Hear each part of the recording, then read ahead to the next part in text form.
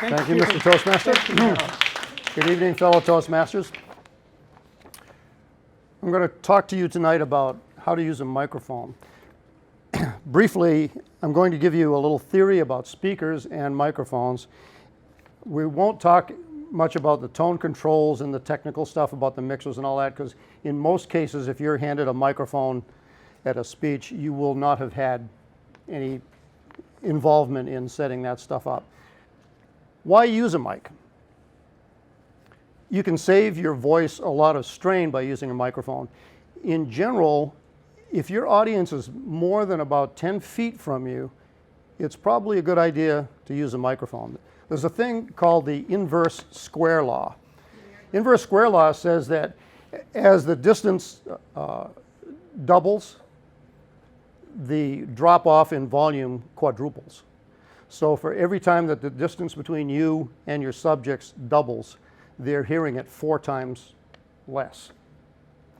So that's one of the reasons that in speaking to a group, I'm speaking right now, I'm trying to project my voice out to you guys. You guys might think that I'm speaking a little loud, but I'm projecting for them because I know it drops off out there. And you'll see that same effect when we start to use the mics and the speaker. Another reason to use a mic is that you can use it to mollify your tone. For example, if my voice had a sort of an edge to it, I might be able to soften that or warm it up a little bit, decrease the shrillness and other things like that. So let's talk about speakers. There's generally 2 configurations of speakers. You can see these pie plates in the ceiling here.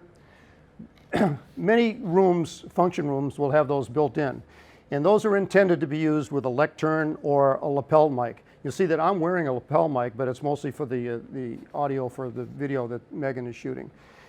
If I was using a lapel mic for this room, you would be hearing my voice equally throughout the room. That's the beauty of that, is that your distance from the microphone is all pretty uniform. I actually brought a lapel mic to use tonight, and I tried to set it up with this unit here, but I couldn't get this loud enough to hear back there, because as soon as I moved closer to it, it would feed back. Have you all heard that word, feedback? Feedback happens when the sound that's emanating from the speaker gets picked up by the microphone, re-amplified, emanates from the speaker again, and it creates this loop, and you probably recognize it as a loud squeal. And we can do that later on if you like. Probably will. In most cases, if you're speaking at a wedding, something like that, you're probably going to be using the band's setup. And many bands use a system like this. This is part of the system that I use with my band, in fact. It's a powered speaker. The amplifier is self-contained. The speaker's there. This one happens to have tone controls on it as well, and I can play around with that a little bit. I can show you what some of the effects are. They're usually better in sound quality. The drawback from this is that it sounds louder, just like my voice does when I'm speaking to you. It sounds louder the closer you are to it, hence that inverse square law. So if you're not used to using a microphone and a speaker, you might suffer from the fear of your own voice. That is, you're standing right here, you're hearing it the loudest, and if you're not used to that, you're probably going to become timid and subconsciously drop the mic so that it sounds more natural to you. Meanwhile, the people in the back, which is what this is for, are not hearing you the way that they should. There's a lot of things that can happen when you're in a function room trying to speak using a PA system. And it's really good to understand a little bit of the physics of it. This unit has 2 speakers in it. One is the high frequency horn, and that's what produces all that, the tinkly noises. And this is the woofer that produces the low noises. High frequencies are very directional. It's like a garden hose with your thumb over the nozzle.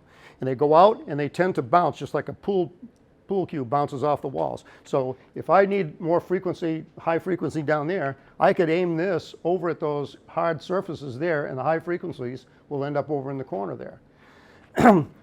The low frequency spreads out more like a fog. So, for example, I could stand behind this speaker and I could hear the low frequencies really well. but I probably wouldn't hear the high frequencies very well, and it would give me an unnatural sense of what the tonal balance is that I'm hearing. So if I'm setting up the tone controls, I might put an inordinate amount of high frequency in there to compensate for that. So for you sitting out front, it's going to sound very harsh because I'm setting it up so it sounds right to me back there.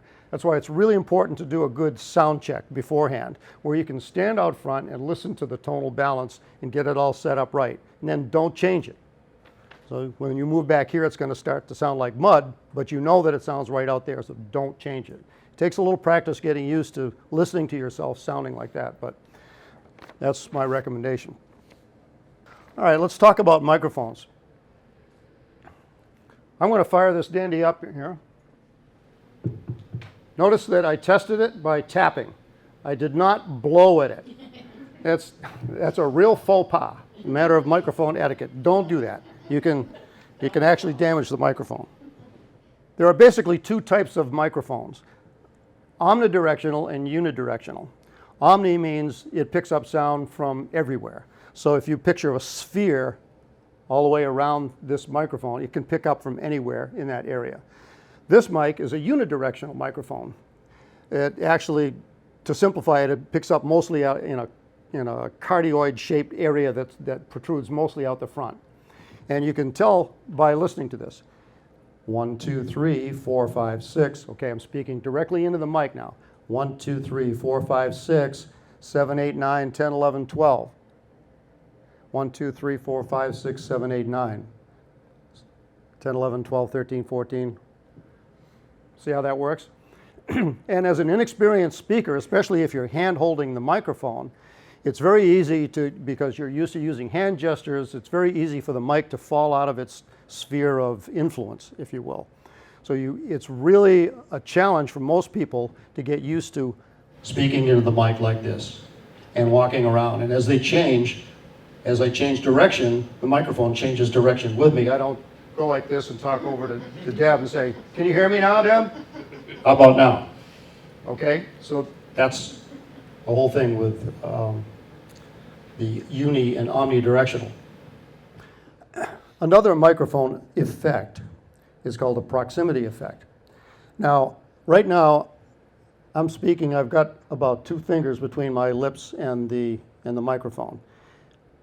That inverse square law applies right here. So if I just back off a little bit, 1, 2, 3, 4, 5, you can hear how that drops off dramatically. I didn't move very far at all. 1, 2, 3, 4, 5, 6, 7, 8, 9, 10. It got really loud when I got close. But there's another thing that happens when you get really close to the microphone, and this is what we call the proximity effect. And that is that the low frequencies become accentuated. So I can use that to great effect dramatically. For example, I have a little limerick that I wrote that I'd like to recite for you now, and I'm going to use the proximity effect. A nomadic young princess named Wanda no longer wanted to wander. The chief looked in her moccasins, found she had rocks in them, said, "No wonder, Wanda, no wanna wanda." Okay, so I used the proximity effect to change my voice to imitate, the sound of a burly chief. And you'll hear comedians do that all the time. If you're going to use a microphone on a stand, here's a couple of hints. Take time to adjust the stand to your height. Here's what not to do. Can you see me now? No, you can't. You can see the microphone, you can't see the whole bottom of my face. You can hear me really well, but you can't see me. It would be better right about here on my chin. Now I can still speak fairly effectively, not as effectively as if I had it right up against my lips, but you can hear me and see me. Okay, I talked about the way that the speakers sound when you change position. I'm hearing this go really bassy right now. And I'll illustrate that for you guys. As I speak into the mic, I'm going to turn the speaker away from you and you'll hear the tone change. 1, 2, 3, 4, 5, 6, 7, 8, 9, 10, 11, 12, 13, 14, 15, 16. Did you hear the drop off in the higher frequencies? I'll accentuate the sibilance in my voice, the sound. Did you hear how that came back? Okay. And that also has a lot to do with feedback. If you find that you're walking around with your microphone and you start to hear the dreaded feedback, if you know a little bit about what's going on, you know how to position yourself to avoid that. I think the lapel mic is a little simpler because there's not really much you can do with it. It's there and you just speak. With a handheld mic, you've got all sorts of options, hand gestures that you have to learn to not do and things like that. And the dreaded proximity effect. Okay, so without further ado, thank you.